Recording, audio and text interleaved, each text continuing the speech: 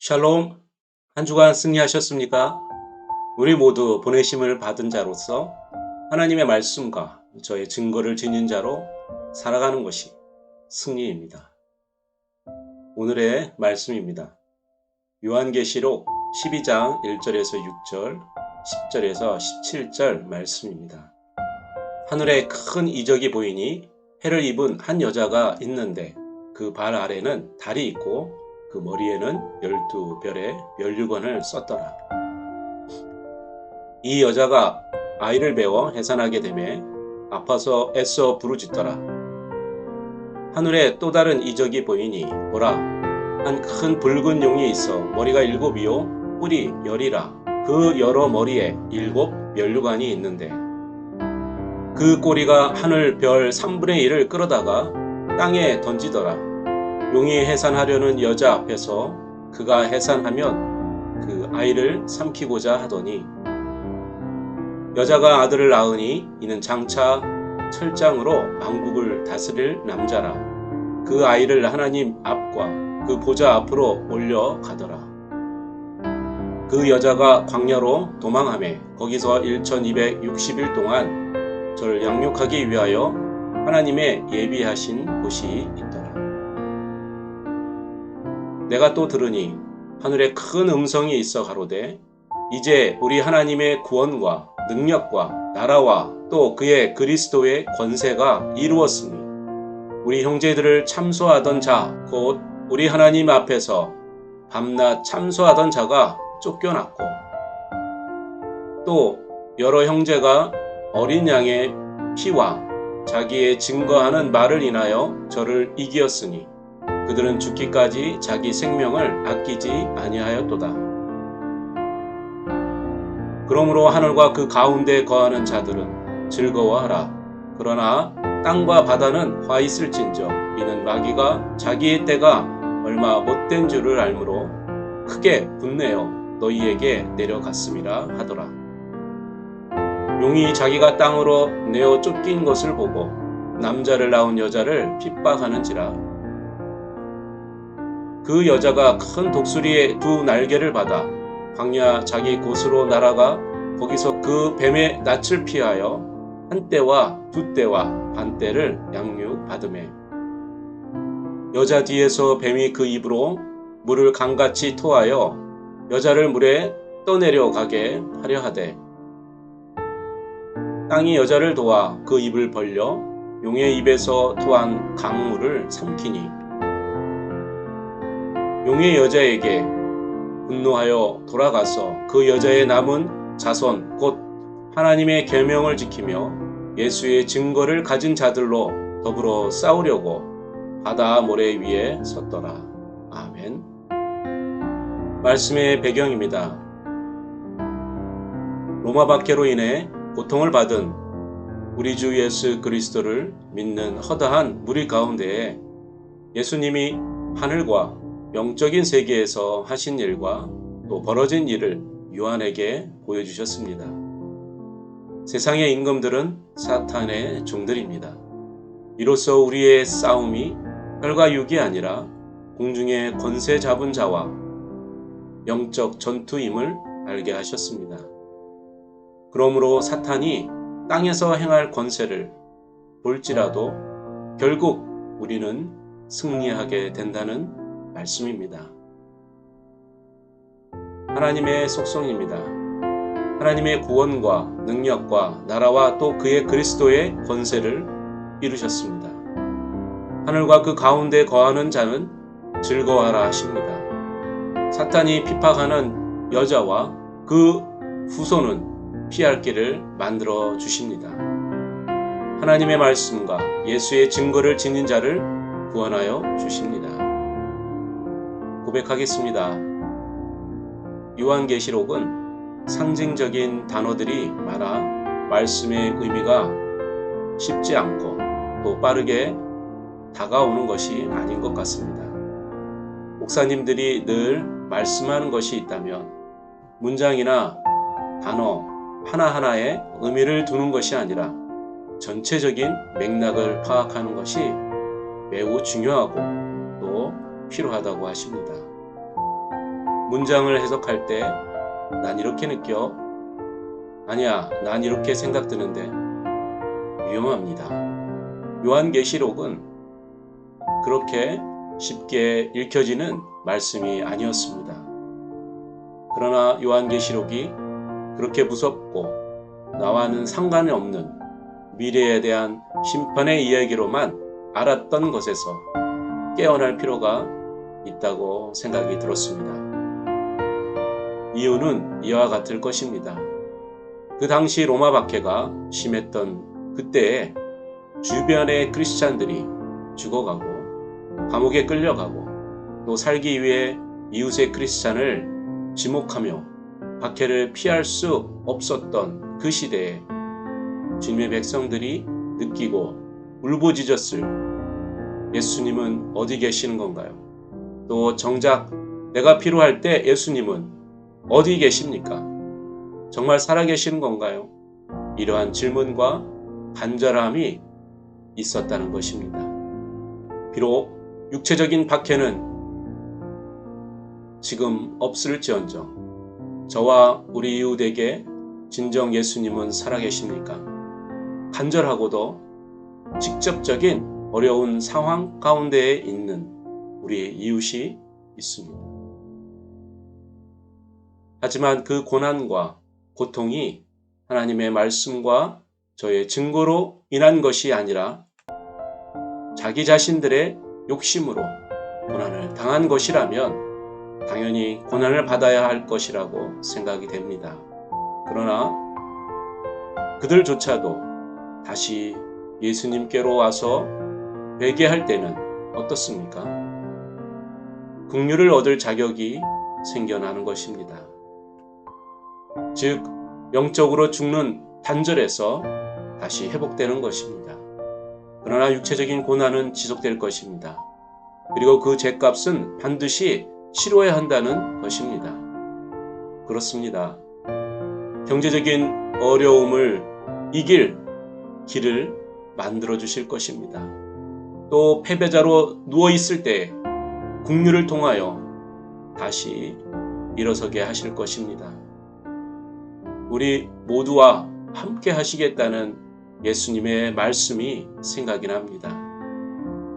풍요로움을 소유하십시오. 그리고 그 풍요로움을 고난과 고통을 당하는 우리 이웃을 위해 기꺼이 즐겨 내어 놓으십시오. 또 그리고 섬길 때 증인의 삶이 된다는 것입니다. 오늘의 말씀 묵상 중에 하늘에 큰 이적이 있는데 해산할 여인이 나타납니다. 그리고 그 태어날 아이를 해오고자 하는 머리 7에 뿔이 10개인 용이 나타납니다. 그 아이는 만국을 다스리는 자가 되고 하늘 보좌 옆에 앉으시는 예수님이십니다. 용은 사탄입니다. 그 당시에 예수님의 탄생을 막은 사람이 있었지 않습니까? 바로 헤롯입니다.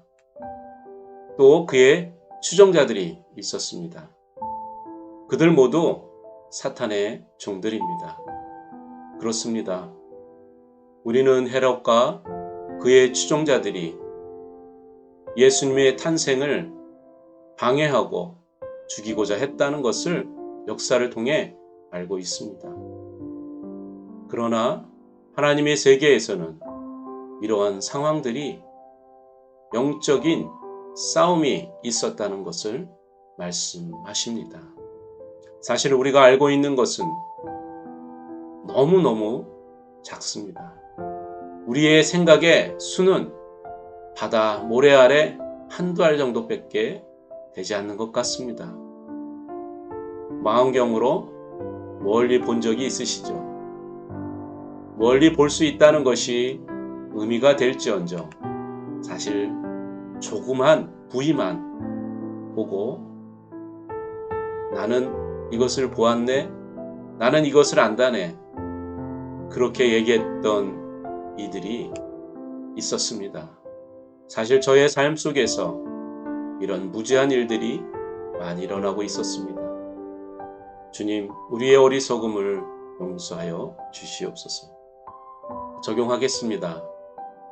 7머리와 10뿔에 대해서는 다니엘서 7장에서도 언급이 되어 있습니다. 아마 그 이후로 이스라엘 사람들은 무서운 것에 일반적인 표현을 할 때 7머리와 10뿔을 얘기한다고 합니다. 그런 무시무시한 사탄이 있다는 것입니다. 그가 예수님을 죽이지 못하니 해산한 여자와 여자의 남은 자손 곧 하나님의 계명을 지키며 예수의 증거를 가진 자들로 더불어 싸우려고 섰다고 했습니다. 그렇습니다. 사탄은 예수님을 해하지 못한 그 분풀이로 하나님의 말씀과 예수님의 증거를 가진 여러분과 저를 핍박하는 것입니다.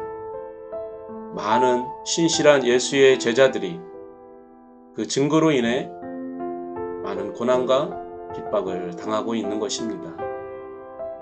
하지만 저는 평범한 크리스찬입니다. 주일이면 예배를 드리고 또 간단한 감사의 기도를 하고 또 교제를 나누며 평안하게 살아가고 있었습니다.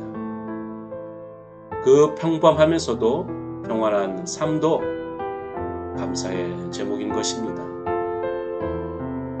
내가 정말 예수의 증인된 삶으로 살아가고 있는 것이 맞는 것일까?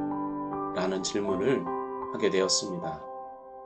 그래서 저의 삶 속에 힘을 주어보려고 했습니다. 이웃을 섬겨보자. 정말 정직해보자. 겉모술 수인 나의 껍데기를 벗어버리자. 그리고 온유해보자. 그리고 불의가 있을 때 덮어두지 말자. 또 말씀 묵상을 늘 해보자. 영적 자녀를 낳아보자. 그리고 중보할 기도 제목을 찾아보자. 그리고 예수님과 하나님과 친밀하기 위한 질문을 해보자. 그렇게 다짐을 해보았습니다. 그래, 이 직장이 나의 실험대로 생각해 보기로 했습니다. 직장을 옮기면서 바로 시작해 보았습니다. 먼저 내 권한에 대한 온유할 때 먼저 불화통이 터졌습니다. 부하 직원들이 마구 기어오르는 것입니다. 회의 땐 겉모술수가 보입니다. 평정심을 가지려고 애를 썼습니다. 간도 쓸개도 없는 사람이 되어버렸습니다. 섬기고자 했습니다. 그랬더니 무슨 능력이 안 되니 몽으로나 때운다고 합니다. 저는 그렇게 고난이 오고 있었습니다. 때론 무능한 자로, 한마디로 아주 쉬운 사람이 되어버렸습니다.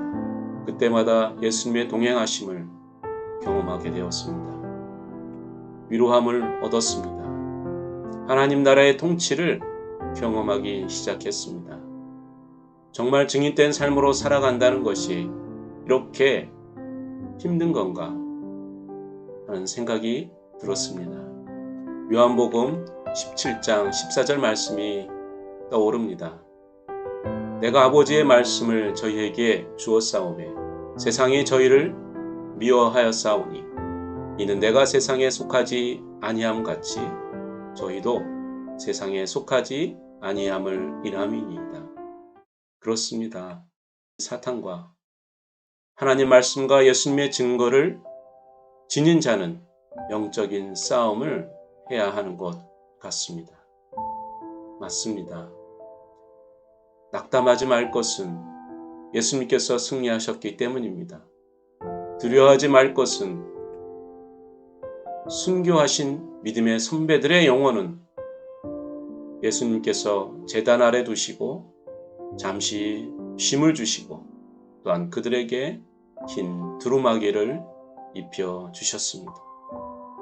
그리고 승리의 면류관 스테파노스를 주셨습니다. 사도 바울은 인생의 황혼에 이런 고백을 했습니다. 내가 선한 싸움을 싸우고 나의 달려갈 길을 마치고 믿음을 지켰으니 이제 후로는 나를 위하여 의의 면류관이 예비되었으므로 주 곧 의로우신 재판장이 그 날에 내게 주실 것이니 내게만 아니라 주의 나타나심을 사모하는 모든 자에게니라. 디모데후서 4장 7절에서 8절 말씀입니다. 아멘. 우리는 자신이 가는 길이 따로 있습니다. 그것이 자신의 미션이 있다는 것입니다. 오늘을 살아가는 저와 여러분 모두 하나님의 말씀과 예수님의 증거를 지닌 자로 함께 중보하며 걸어가기를 소망합니다. 예수님께로 나오십시오. 그는 만국을 다스리는 자이시며 내가 곧 길이요 진리요 생명이니 나로 말미암지 않고는 아버지께로 올 자가 없느니라. 아멘. 이 시간은 중보기도 시간입니다. 눈으로 보이는 것이 전부가 아님을 알게 하셨습니다. 이 이후로는 예수님의 살아계심을 질문하지 않기를 소망합니다. 이번 태풍은 이상합니다. 자기 길을 가지 않고 임의로 역행하며 이동하고 있습니다. 그리고 그 크기는 매우 큽니다. 이 일로 많은 이들이 해를 입을까 두렵습니다. 주님, 이러한 어려움으로부터 우리와 이웃을 건져 주시옵소서. 또한 피할 길을 주옵소서. 요한계시록은 살아계신 예수 그리스도의 은혜입니다. 예수님이 우리를 향한 위로의 말씀임을 알게 하셨습니다. 기도하시겠습니다. 주님, 감사합니다. 우리의 삶 속에서 많은 어려움과 고난이 있을 때에 우리는 세상 사람들을 미워하며 또 세상 사람들을 저주하며 그를 이기고자 노력해왔습니다. 주님, 우리가 아는 지식이 너무나 짧고 또 우리가 보는 것만이 다가 아니라는 것을 알게 하셨습니다. 하나님의 말씀과 예수님의 그 증거로 가진 자로 살아가는 우리가 고난을 받는 것이 영적인 싸움임을 주님 알게 하셨사오니 주님, 우리가 이 일로 예수님의 그 동행하심을 우리가 믿고 의지하며 살아가기를 소망합니다. 그러나 자기의 욕심과 자기의 의지대로 살아가면서 많은 고통받는 우리의 형제들도 있습니다. 주님, 붙들어 주시옵소서. 그들의 삶을 긍휼히 여겨주시며 다시 회복하여져서 우리 함께 증거된 자로 살아가는 삶의 역할을 잘 감당할 수 있도록 주님 인도하여 주시옵소서. 우리의 삶을 풍요롭게 하여 주심을 감사합니다. 우리가 낙담하지 아니하고 우리가 일어설 수 있는 것은 주님께서 우리에게 소명을 주셨기 때문입니다. 우리의 길은 다 다릅니다. 저의 그 길을 만들어 주시고 또 그 길 가운데에 맺어야 될 수많은 아름다운 열매들을 맺어가며 이웃과 함께 나누며 나아갈 수 있는 용기 있는 그러한 제자로 살아가기를 소망합니다. 주님 오시옵소서. 주님의 그 뜻을 이루시옵소서. 나는 길이요 생명이요 진리라고 말씀하셨사오니 우리 가운데에 그 예수의 생명이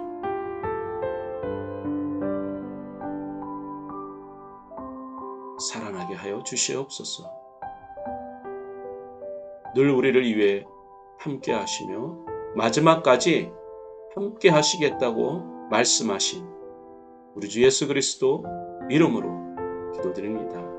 아멘. 감사합니다. 요한계시록 말씀이 예수님께서 우리를 위해 무엇을 하고 계시는지를 말씀하셔서 정말 힘이 됩니다. 한 주간 또 승리하시기를 소망합니다.